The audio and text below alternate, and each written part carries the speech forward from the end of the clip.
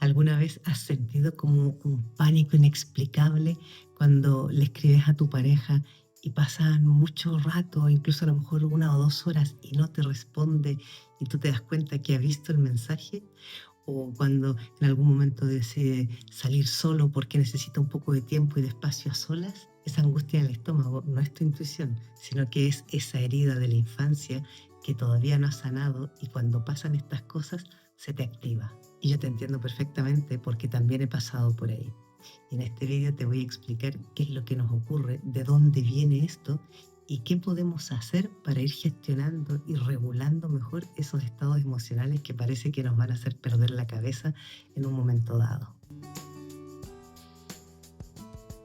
Yo recuerdo una vez, hace mucho tiempo atrás, había quedado con mi pareja a una hora determinada y yo llegué al lugar y pasaron los minutos y pasó media hora, ya había pasado más de 1 hora y él no aparecía y no respondía y no tenía cómo contactarlo. A medida que iban pasando los minutos, mi mente dejó de pensar de forma racional o con tranquilidad diciendo, a lo mejor ha habido mucho tráfico, quizás se le agotó la batería del móvil, no, nada de eso, sino que de un momento a otro parece que se me hubiera ido la cabeza y me empecé a pasar 10.000 películas, que a lo mejor ya no quería estar más conmigo, que se había cansado de mí, que quería terminar la relación. O sea, era un torbellino de pensamientos y de emociones brutal. Me llegué incluso a descomponer físicamente, me empezó a doler la barriga, la cabeza me iba a explotar y todo esto mientras yo seguía esperando que apareciera.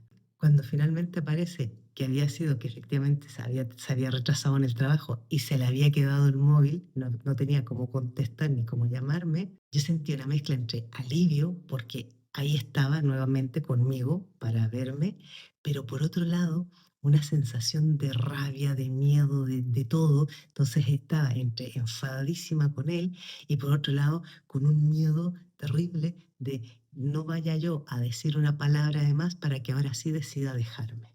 ¿Ya? Todo este torbellino de emociones, de frustración, de rabia, de miedo que aparecen en ese momento son emociones que están muy relacionadas con la herida de abandono y también con el apego ansioso.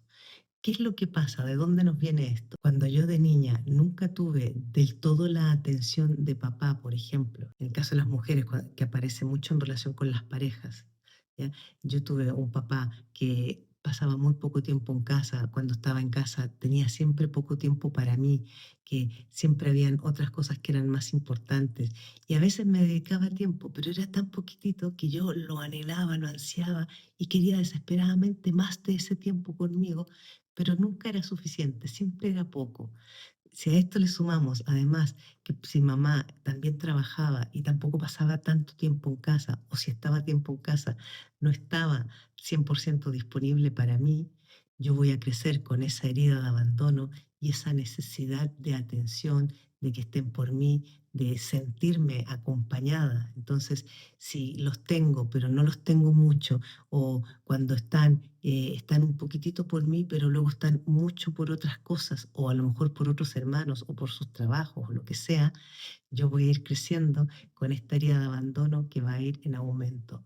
Entonces, cuando llego a mi edad adulta, cualquier situación en la que yo me relaciono con alguien, sea en contextos de pareja, de amistades, incluso de trabajo, donde yo tengo un contacto, estoy generando un vínculo con alguien, si esa persona en algún momento como que se pierde de mi vista o pareciera ser que desaparece un rato o un día o un par de días, a mí me entra una angustia nuevamente y una ansiedad de decir, ostras, ya está, ahora no sé cuándo va a volver, o a lo mejor ya se ha cansado de mí. Y en gran medida esto también tiene que ver con que cuando nosotros somos niños y mamá o papá se alejan o no están del todo con nosotros o no nos prestan totalmente atención, el niño o la niña pequeño no racionaliza ni comprende que es porque mamá o papá tienen que trabajar o porque tienen que hacer otras cosas que son necesarias como adultos, sino que simplemente lo que nos ocurre es que vamos asumiendo y pensando que su distancia, su alejamiento o su no estar del todo presentes para mí o conmigo se debe a que hay algo malo en mí, a que yo no estoy siendo una buena niña, a que yo no he hecho algo que ellos querían y están enfadados o molestos. Entonces, todas las gestos, las expresiones y las cosas que vamos viendo en la cara de mamá y de papá, nosotros las vamos a ir interiorizando como que algo tiene que ver conmigo, algo que yo he hecho o que yo he dicho. Por eso que cuando somos adultos y tenemos relaciones de pareja, por ejemplo, donde estamos siempre celando a la pareja, siempre mirando así como con sospecha si ha mirado a otra persona, si se habrá cansado de mí, estamos siempre con la duda de a ver en qué momento me va a dejar, nos genera muchísima ansiedad cuando sale solo o cuando a lo mejor va a quedar con amigos y nos empezamos a pasar películas de a ver si no van a ver también a otras mujeres, a ver si esos amigos en realidad son amigas. Y nos pasamos películas y películas, es muy agobiante, es muy angustioso. Entonces, yo te voy a proponer dos ejercicios que te pueden servir en esos momentos. Primero es hablar y conectarte con tu niña o tu niño interior. ¿Qué significa esto? Que en ese momento en el que tú te estás sintiendo así de agobiada, de ansiosa, de desesperada, de angustiada, tú cierras los ojos por un minuto y al cerrar los ojos, mira hacia adentro y ves a mirar a tu niña o a tu niño interior en una situación en la infancia en que hayas sentido esa misma sensación que estás sintiendo ahora. A lo mejor ese miedo, ese pánico, ese terror al abandono, a que no vuelvan, a que no estén contigo. Y cuando estés ahí mirando a tu niña o a tu niño, tú ves y pregúntale, ¿qué necesitas en este momento? ¿Qué te haría sentir mejor? ¿Qué te ayudaría a calmarte? Y escucha lo que te dice tu niño o tu niña. A lo mejor te va a decir que necesita un abrazo, pues en ese momento tú misma o tú mismo hazte este gesto del abrazo, ¿ya? Pero lo más importante es que tú, la adulta o el adulto, le digas a la niña o al niño que está todo bien, que tú estás ahí con él o con ella para acompañarle, que no estás solo, que no hay nada que temer, que no va a estar más solo o sola. Eso como primer ejercicio. Y el segundo es que generes lo que se llama un anclaje emocional. Es decir, en un momento en el que tú estés tranquila o tranquilo en casa, coge algún objeto que no sea muy grande, que sea un objeto pequeño que te lo puedas echar en un bolsillo y lo puedas andar trayendo siempre. ¿Ya? Puede ser incluso hasta una piedrita plana o algo, una cadena que siempre uses, pero estando muy tranquilo en casa, coges ese objeto, ya sea que es un objeto que lo coges con la mano o si es un colgante que llevas aquí, y lo empiezas a tocar, a frotar con mucha suavidad y mientras lo estás frotando y lo estás tocando, estás sintiendo su textura, te vas repitiendo, me siento en paz, estoy tranquila o tranquilo, todo está en calma, me siento acompañada o acompañado. Entonces, te repites, bueno, yo te propongo aquí tres o cuatro frases, pero ya te dices tú las que a ti más te sirvan. Pero tienen que ser frases que te den la sensación de paz, de tranquilidad y de sentirte cobijada, acompañada.